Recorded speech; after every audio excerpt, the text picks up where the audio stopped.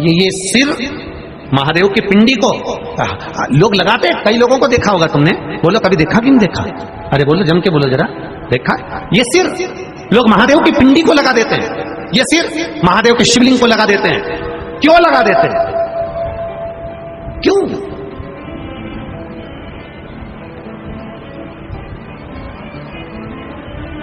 किस लिए?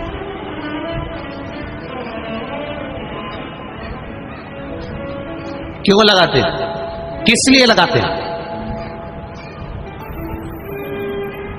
ये ललाट पर जो दुख लिखा है, ललाट पर जो भाग्य में तकलीफें लिखी हैं, किस्मत में जो लिखा है, बेकार कुछ लिख दिया।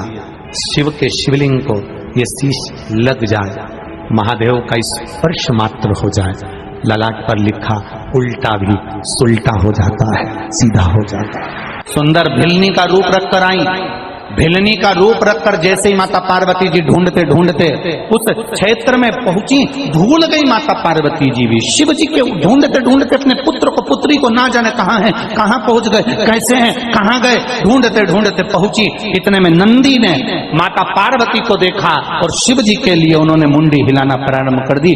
शंकर जी समझ गए पार्वती जी मुझे लेने के लिए आ गई। शिव जी ने देखा कि नंदी का मुख उधर है, मतलब पार्वती उधर खड़ी है। इतने में शंकर भगवान उठकर खड़े हुए।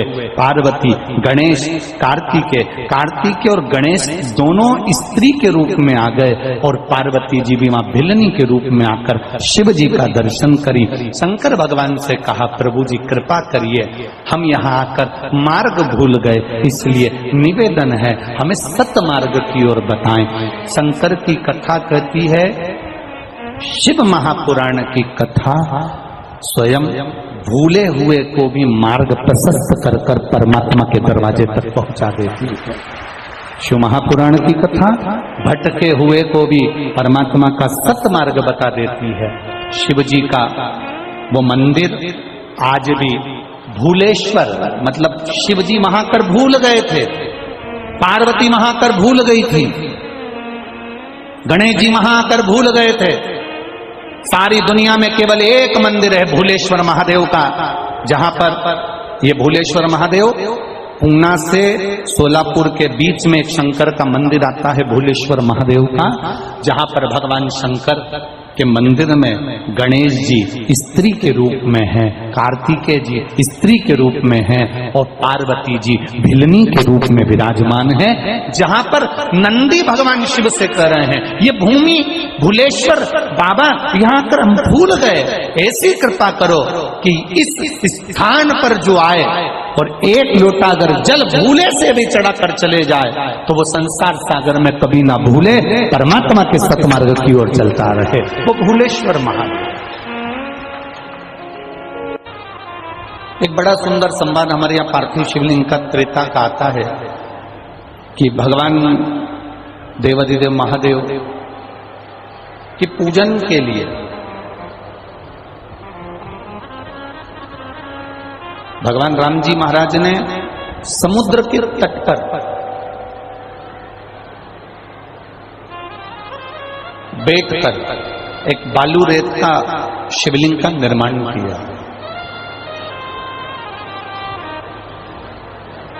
और बालू रेत के शिवलिंग का निर्माण करा और उसका जो पूजन का क्रम प्रारंभ किया। ये मेरे राम जी ने संपूर्ण ब्रह्मांडवासियों को, संपूर्ण देशवासियों को, संपूर्ण सनातनियों को एक मार्ग प्रशस्त कर दिया कि पार्थिव शिवलिंग का निर्माण कर कर जब मेरे राम जी महाराज समुद्र को पार कर सकते हैं तो मेरे राम जी कहते हैं कि पार्थिव शिवलिंग का निर्माण कर कर इस भव सागर से भी पार हुआ जा सकता है, संसार सागर से भी पार उतरा। हमने कई लोगों को देखा है फैशन में तो बहुत सारे काम हो जाते हैं। लोग गौमुखी भी ले आते हैं, माला भी ले आते हैं, पहन भी लेते हैं, धारण भी कर लेते हैं, तिलक भी लगा लेते हैं और अपना पूरा हुलिया बदल लेते हैं। रुद्राक्ष की माला भी पहन लेंगे, तुलसी की माला भी पहन लेंगे, सब कुछ पहन लेंगे, पूरा हुलिया चेंज कर लिया।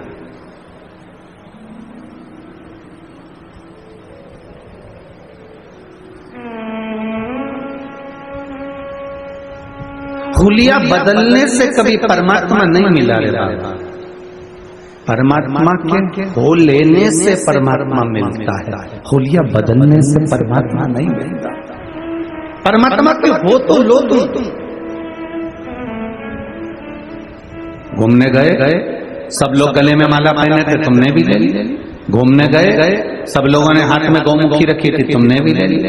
घूमने गए, सबने माला करना चालू करी, तुमने भी कर ली। 8 दिन, 15 दिन, 20 दिन, 1 महीना, 2 महीना, 3 महीना, 4 महीना तुमने माला करी, फिर गौमुखी को खूंटी पर ले जाकर टांग दिया। ऐसा दिखावे वाला मंत्र जाप ना कहिए, ऐसे दिखावे का माला का जाप नहीं चाहिए। मेरा परमात्मा कहता है, मेरे भगवान कहते हैं, ये दिखावे का आराधना, दिखावे का जाप, दिखावे का भजन मेरे बाबा को नहीं भाता। मेरे शंकर जी को ऐसा भजन चाहिए ही नहीं जिसमें तुम दिखावा करो। मेरे शंकर जी को तो तुम्हारा ऐसा भजन चाहिए कि भले तुम माला नहीं भी पकड़े हो, भले तुमने कुछ धारण करा भी नहीं है, तुम मस्तक पर तिलक लगाए कि चंदन का त्रिकुंड लगाऊंगा तब भगवान प्रसन्न होगा, रुद्राक्ष की माला पहनूंगा तब भगवान प्रसन्न होगा।